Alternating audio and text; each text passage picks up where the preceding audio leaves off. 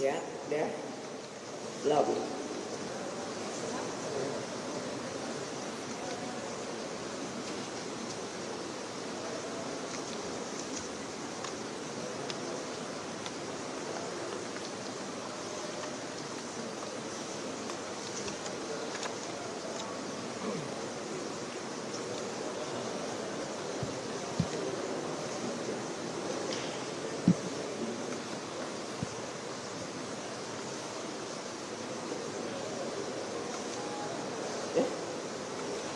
Assalamualaikum warahmatullahi wabarakatuh. Selamat sore. Alhamdulillah baru saja saya mengadakan pembicaraan bilateral dengan Perdana Menteri RRT yang mulia Bapak Li Qiang, Perdana Menteri Republik Rakyat Tiongkok. Dalam pertemuan tadi kami membahas berbagai isu terkait kerjasama bilateral kedua negara seperti bidang politik, ekonomi, sosial, budaya, dan tentu saja termasuk kerjasama antar parlemen, dan kami juga membahas situasi politik dan ekonomi global dan regional. Termasuk juga kami membahas terkait dengan bagaimana membuka blokade kemanusiaan yang ada di Gaza, meminta dukungan kepada RRT dan bagaimana agar perang yang ada di wilayah Gaza bisa segera berakhir dengan adanya two-state solution. Dan tentu saja kunjungan beliau ke gedung DPR RI ini merupakan refleksi pemerintahan RRT yang juga memperkuat hubungan dengan rakyat Indonesia yang melalui wakil-wakil rakyatnya yang ada di DPR RI.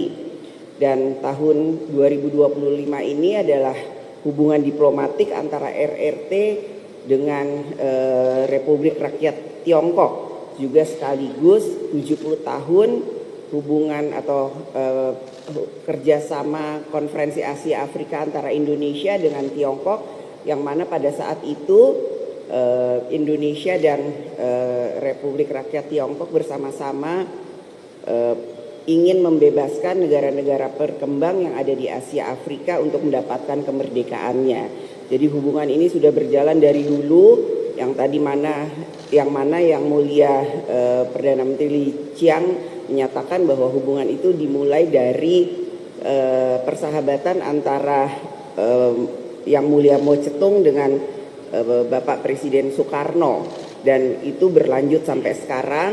Alhamdulillah, mudah-mudahan hubungan ini bisa semakin baik, semakin erat, dan tentu saja meningkat dari waktu ke waktu untuk kesejahteraan kedua rakyat yang ada di kedua negara.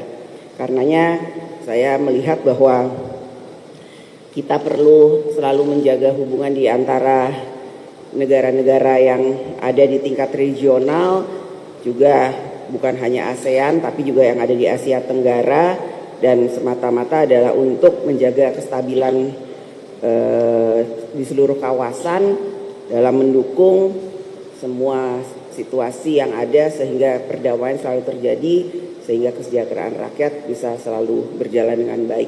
Itu kurang lebih. Ada pertanyaan?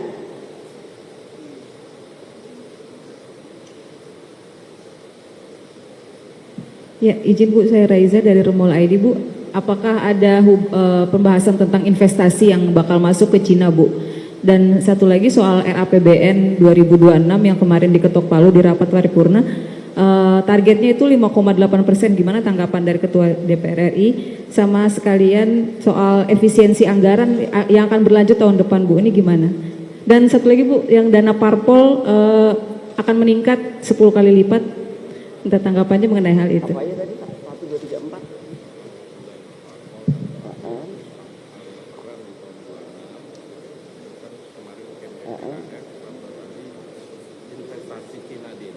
Terkait investasi negara Cina, tentu saja DPR melalui regulasinya dan hal-hal yang perlu didorong, kita akan mendukung kebijakan dari pemerintah, tentu saja yang sama-sama saling menguntungkan di antara kedua negara melalui kebijakan-kebijakannya di kementerian terkait, untuk ya bagaimanapun investasi dari RRT merupakan investor ketiga terbesar yang ada di Indonesia, begitu juga Indonesia juga harus meningkatkan investasinya di sana, juga bagaimana kita meningkatkan people to people contact melalui pendidikan dan pariwisata. Tadi juga disampaikan bagaimana kemudian masyarakat Indonesia dan rakyat Tiongkok untuk lebih banyak datang ke Indonesia, dan masyarakat Indonesia untuk lebih banyak datang ke Tiongkok. Jadi terkait investasi nanti tolong tanya ke eksekutif, tapi yang pasti DPR RI mendukung kebijakan yang akan dilakukan oleh pemerintah melalui kebijakan-kebijakan yang saling menguntungkan di antara kedua belah pihak. Terkait dengan APBN, ya Kem PPKF kemarin sudah diketok, kita akan lihat semua kebijakan baru sudah diketok untuk disampaikan dan akan dibahas pada masa sidang yang akan datang, apa saja program dari pemerintah, kemudian akan dibahas oleh komisi-komisi yang ada di DPR. Kita lihat bagaimana apa yang terbaik bagi rakyat, bagaimana kemudian pengelolaannya oleh pemerintah sesuai dengan akuntabilitas yang ada. Jadi yaitu nanti akhir bulan ini Kementerian Keuangan minggu depan pandangan fraksi, kemudian nanti pemerintah akan memberikan jawabannya kembali terkait dengan pandangan dari semua fraksi. Begitu. Terus apalagi tadi? Dana parpol yang diusulkan itu kan intinya konteksnya adalah supaya jangan ada anti korupsi.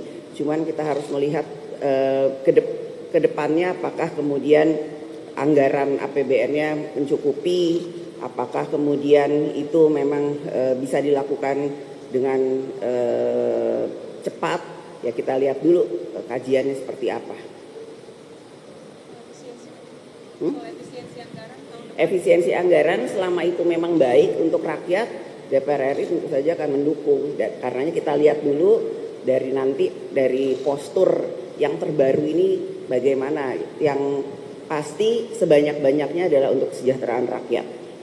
Ibu, saya izin bertanya, saya Suara dari Kompas TV.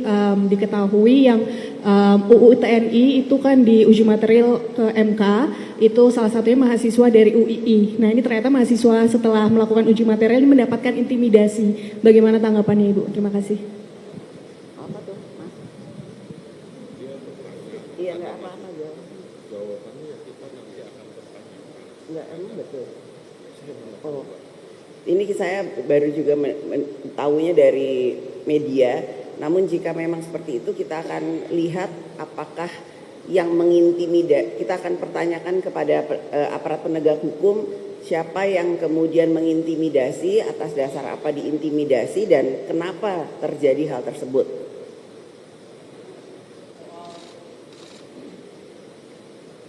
Dari antara beberapa waktu lalu kan kantor BMKG diduduki oleh ormas gitu Bu, dan juga menjadi kasus yang menjadi atensi publik beberapa hari belakang. Nah dari pandangan Ibu sebagai Ketua DPR RI, bagaimana memandang ormas-ormas yang mulai menduduki kantor-kantor pemerintahan gitu? Mungkin juga nanti bisa aja DPR RI gitu kan. Bagaimana mungkin Ibu melihat ormas ini, apakah mungkin RUU ormas didorong gitu? Terus yang kedua soal usulan RUU ASN kan 70 tahun. Nah ini pandangan dari DPR RI seperti apa gitu?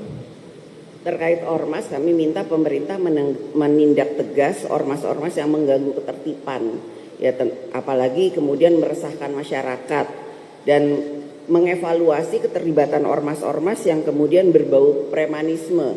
Ya kalau memang kemudian itu berbau premanisme, yang segera bubarkan. Jangan sampai kemudian negara kalah dengan aksi-aksi premanisme, yaitu jadi segera aparat penegak hukum melakukan evaluasi terkait dengan hal tersebut. Kemudian terkait dengan ASN untuk diperpanjang, ya sebaiknya itu dikaji dulu lebih lanjut. Yang penting bagaimana kemudian produktivitas dari hal tersebut, dan apakah itu memang kalau diperpanjang produktivitas dari kepegawaian itu akan lebih baik. Yang penting itu kan bagaimana kemudian nantinya ASN itu bisa lebih efektif dalam melayani masyarakat. Jadi apakah kajiannya itu sudah ada, dasarnya apa? Satu lagi, jangan kemudian nanti membebani APBN. Itu. Cukup? Ya, terima kasih banyak ya. Kasih. Pak, terima kasih sekali lagi ya Pak. Pak Dubes.